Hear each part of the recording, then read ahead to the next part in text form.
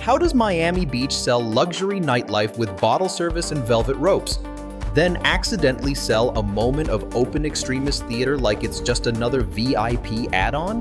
A video out of Vendôme shows a cluster of Manosphere / right-wing influencers, names like Nick Fuentes, Andrew Tate, Sneeko, and Clavicular, chanting along as Yes, Heil Hitler plays, with footage also appearing to show Nazi salutes in the crowd, and the city's forced into the most humiliating job imaginable, crisis PR for a party that should have ended the second someone pressed play. But wait, here's the real question. Was this a mistake? Or the attention economy doing exactly what it always does when outrage equals free distribution? Stay till the end, because the chant is ugly, but the business model is colder.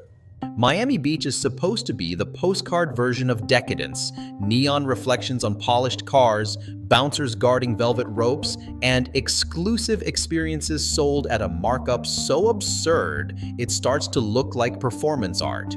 Vendôme, the club at the center of this controversy, sits inside that ecosystem, an economy built on selling not just alcohol, but a feeling.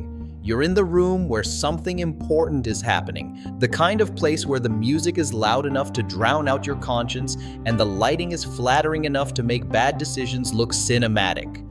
Then the clip hits the internet, and suddenly the entire fantasy collapses into something brutal and undeniable. Video circulating online shows a crowd at Vendôme reacting to Yes, Heil Hitler, with a cluster of prominent far-right / Manosphere adjacent personalities in the frame. Reporting and widely shared posts identified figures like Nick Fuentes, Andrew Tate, Sneeko, and Clavicular among those present, and the footage appears to show chants and Nazi salutes in the crowd. The surface-level shock isn't just they played a song. It's the full package, the camera-ready crowd, the performative cheering, the sense that everyone involved understood exactly what kind of moment they were creating, something edgy enough to go viral, disgusting enough to provoke outrage, and ambiguous enough to be defended as just trolling. And this is where the city and the media get dragged into the script. Once the clip spreads, it's no longer a nightclub incident, it's a brand risk for Miami Beach, a reputational problem for local nightlife, and a political lightning rod that forces everyone to choose a position publicly. The venue becomes the center of the apology pipeline. Statements, denials, we don't condone hate, we're investigating. The familiar corporate language that always arrives after the algorithm has already distributed the damage. But the most cinematic detail is also the most damning. In a club environment, nothing happens by accident for long. Songs don't just play themselves while management is unaware, especially when the crowd reaction is loud, visible, and escalating. Somebody pressed play. Somebody watched the reaction. Somebody allowed it to continue long enough for the clip to exist, be recorded, and travel. And once that's true, the surface story stops being about a song and becomes about what the club was actually selling that night. Not drinks, not VIP tables. Attention. The myth everyone rushes to build in moments like this is weirdly comforting because it makes the story feel smaller than it is. The influencers want one myth, that this was just trolling, the kind of edgy, ironic performance that's supposedly harmless because they can always pretend they don't mean it.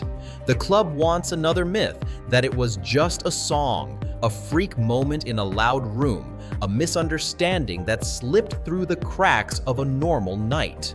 And the internet, hungry for a clean narrative, happily supplies the third myth, that this is a story about a few uniquely disgusting people in one uniquely disgusting room on one uniquely disgusting night.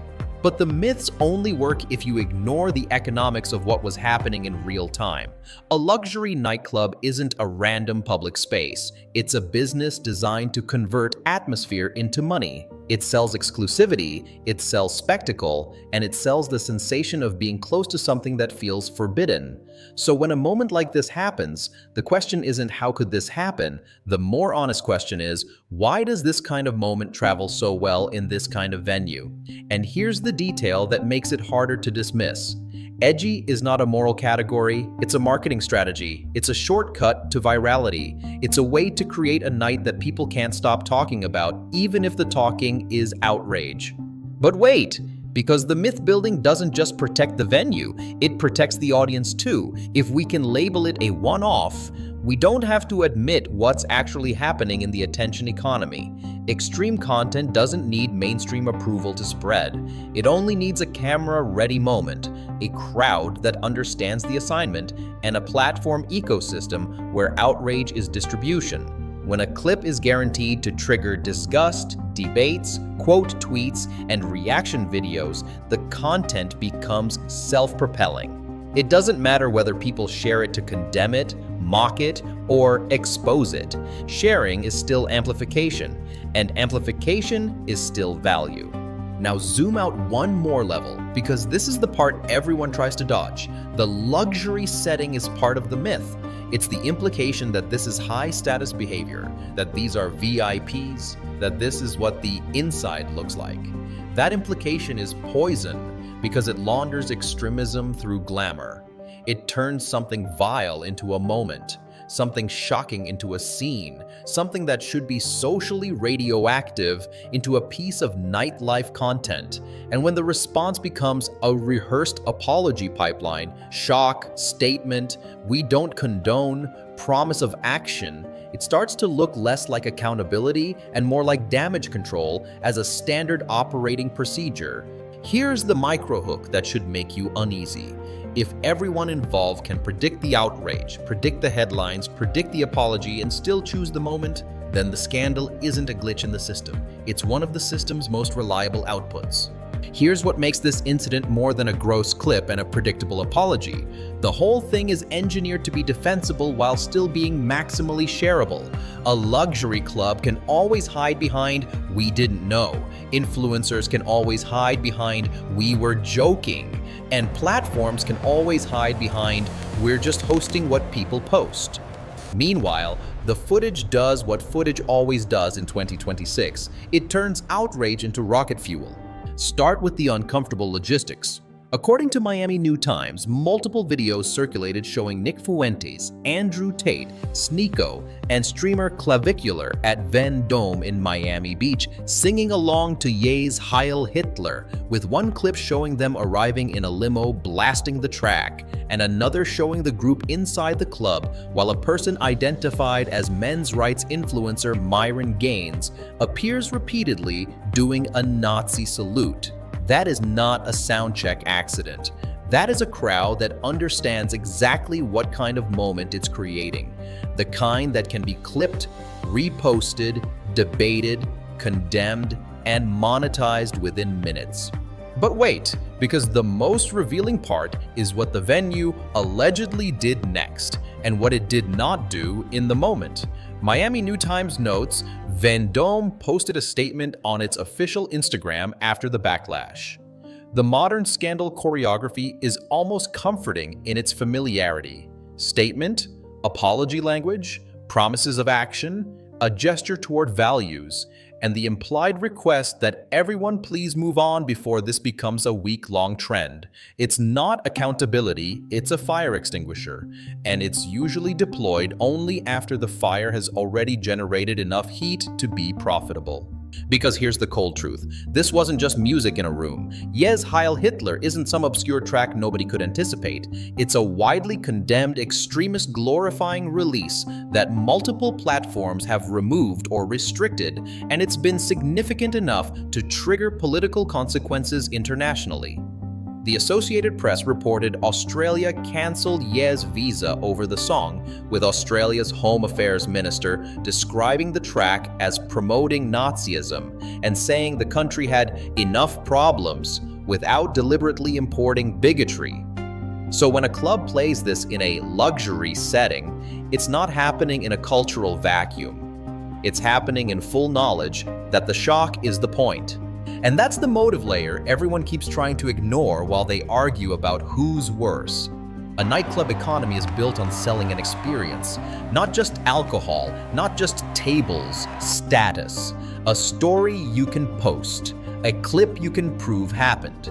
So if the clientele includes controversy-hungry influencers, the venue is not simply renting out space, it's negotiating with attention. The more outrageous the moment, the more guaranteed the distribution. Even the backlash is distribution, especially the backlash.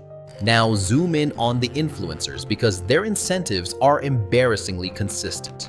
The Manosphere and far-right content ecosystem thrives on two currencies: transgression and victimhood.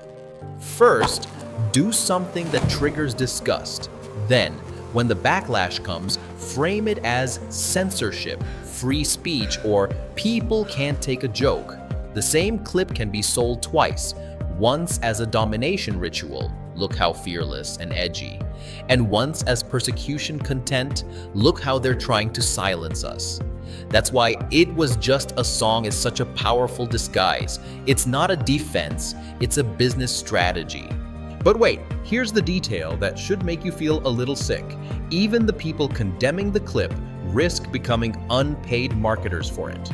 Every repost to shame it, every reaction video to expose it, every thread to name the faces in the crowd, all of it increases reach. The attention economy doesn't have morality, it has momentum. And momentum doesn't care whether you're sharing something because you love it or because you want it erased. The algorithm reads both as applause. So the real scandal isn't that a club played a disgusting track for a camera-ready crowd. The real scandal is that everyone involved, venue, influencers, platforms, can predict the entire cycle and still choose it.